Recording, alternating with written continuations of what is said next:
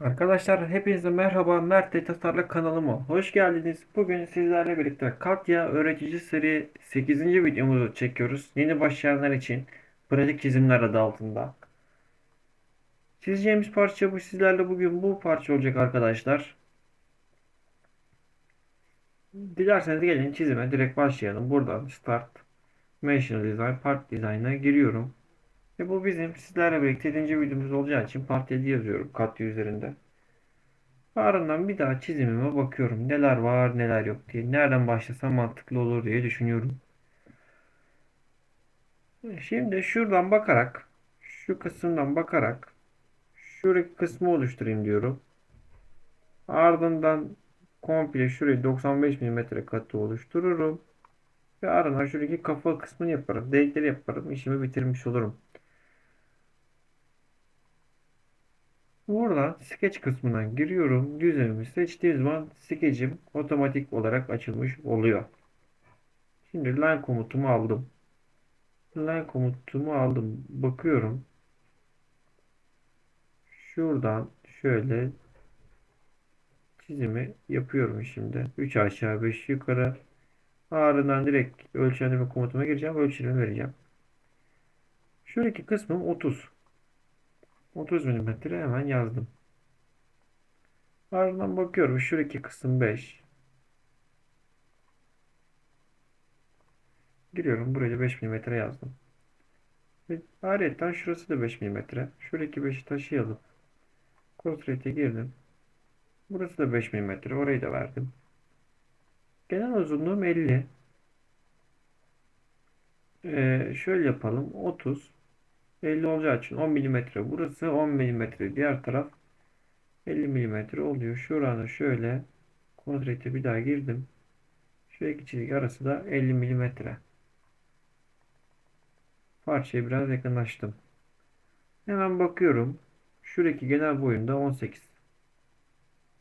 Şuradaki çizgi arası. 18 milimetre çizdik. Tamam, şimdi bunu 95 milimetre katı oluşturuyorum. Sketch'ten çıktım. Pet komutuna girdim.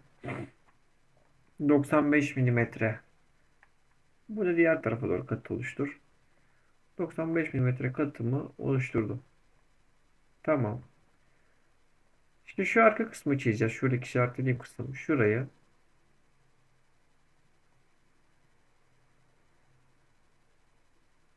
Şuradan şöyle.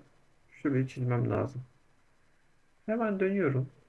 Parçamı döndürüyorum.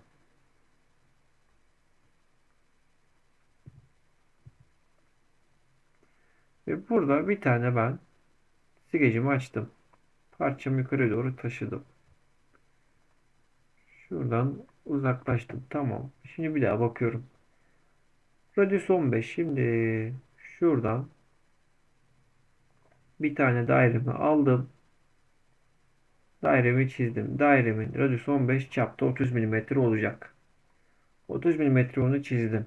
Ardından nereden yükseklik? En dip noktasından, parçamın en altından şu noktaya olan uzaklığı 40 milimetreymiş.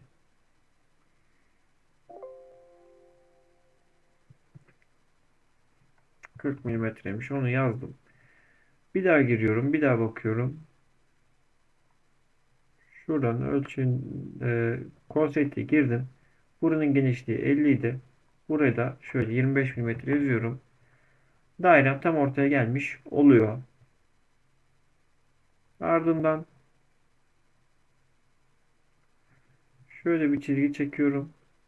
Şuraya bir tane daha çizgi çekiyorum. Şuraya. Bu iki konsol komutuna girdim. Ölçü komutu seçiliyken bakın sol tıkla seçtim. Daha sonra birinci çizgim, ikinci çizgimi seçtim. Sağ tık yaptım. Tanjant dedim. Constraint'e geldim. Birinci çizgim dedim. İkinci çizgim dedim. Boş bir yere sağ tık yaptım. Buradan tanjant dedim. Otomatik olarak bunlar tanjant olmuş oldu. Şimdi buraya doğru geleceğinden dolayı şuradaki çizgimi ben direkt şöyle bir çizgi çiziyorum. Constraint komutuna girdim. Dedim ki burası iki çizgi arasındaki mesafe uzaklığı 0. Ardından trim komutu. Şuralara, tabii şuran silgiyi almam lazım da. Şuraları ben trimliyorum. Bir daha silgiyi aldım. Şurası. Şuralar trimlendi. Ayrıca şu iki nokta arasındaki mesafeyi de 0 milimetre olarak giriyorum. Şurayı da 0 milimetre olarak girmem lazım. 0 milimetre olarak girdim. Silgiyle hatta şurayı da budadım. Bir tane de dairem tam bunun orta noktasında vardı. Buradaki dairemde uzaklığı kaç milimetre? 12 milimetre daire çapım. 12 milimetre onunla oluşturduktan sonra arka kısmı da oluşturmuş oldum. 15-14 milimetre katı skeçten çıktım. Pet komutuna girdim. Onayladım. Dedim ki bunu diğer tarafa doğru katı oluştur. Kaç milimetre? 14 milimetre. 14 milimetre.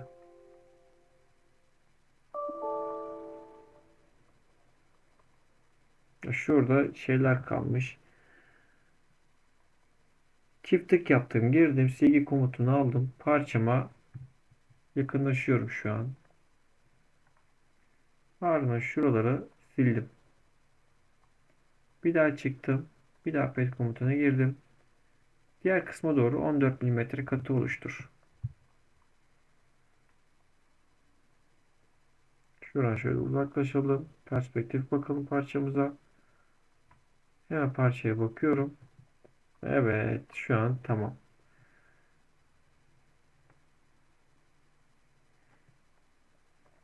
Şurada benim radius komutum var. Radius komutuna girdim. Şuradaki çizgiyi seçtim. Kaç milimetre radiusum orada benim? 5 milimetre. Onayla. 5 milimetre radiusumu bile kırmış oldum. Şimdi sadece şu orta göbeğim kaldı arkadaşlar. Orta göbek kaldı. Orta göbeği de yaptıktan sonra benim bu parça ile ilgili bütün işlerim bitmiş oluyor.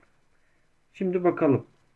Çap 24, çap 12 içerideki. Şimdi buraya bir tane sketch açalım. İlk baktı. İki tane dairemi aldım. Rastgele çizdim şu an parçamın üstünde. Şimdi konumlandırmaya geleceğim. Bu parça tam ortada. Şuradan şu iki mesafe arasındaki mesafeyi kenardan yakaladı. Şurayı silelim. Çapları verelim. Dışarıdaki 24. İçerideki çapım 12 milimetre. 12 milimetre. Ardından bakıyorum 40 milimetre tam burada. Şu merkezden şuraya 40 milimetre tam ortada yapmışız. Bir de buranın genişliği 50 milimetreydi. Şuradan da şuraya 25 milimetre olacak. Parça şu an tam ortada. Şimdi bunu katı oluşturacağız. Daha sonra içinde bir daha kesme işlemi yapacağım ben. Pet komutuna geldim. Bunu 3 milimetre katı oluştur. Onayla. Ardından bir daha bu düzleme geldim. Skecimi açtım. Bir tane daha daire çizdim. Bunun çapı 12 milimetre. Yine tekrardan konumlandırıyorum. Programdan programa geçtiğiniz zaman arkadaşlar kafam karışıyor. Kusura bakmayın. Şurası 40 milimetre. Çünkü biraz kullanım yerleri biraz farklı. Komut resimleri farklı. Ben de afallıyorum. Solid'den bir anda buna geçince. Mesela NX videosu çekiyordum Katlia'ya geçmeden önce. Onu da biraz afalladım. Direkt geçince sıkıntı oldu. Çizimden çıktım. Şuradan pet değil. Şurada pocket. Yani kesme işlemi var. Bunu burasının genişliği kaçtı? 18 milimetreydi. 18 milimetre aşağı doğru kes. Bakıyorum. Evet. Şuraları izledim. Şurada perspektif olarak parçama baktım. Bakıyorum başka bir şey var mı? Yok. Perspektif olarak parçama baktım. Döndürüyorum şu an. Herhangi bir şey yok. Tamam. Perspektif bak. Yakınlaş. Uzaklaştım pardon. Parçamı şuraya doğru getirdim. Bakıyorum herhangi bir şey var mı? Unuttuğum bir şey. Herhangi bir şey şu an gözükmüyor arkadaşlar. Bir çizimimiz daha sonuna geldik. Bir dahaki videomuzda görüşmek üzere. Abone olmayı, like atmayı, yorum yapmayı unutmayın. Düşünceniz benim için değerli. Herhangi bir sıkıntınız olduğunda Instagram hesabımdan mail adresine ulaşabilirsiniz. Sosyal medya platformlarımız mevcut. Bu arada Instagram sayfamızda çekilişler olacak. Hepinizi bekliyorum arkadaşlar. Görüşmek üzere.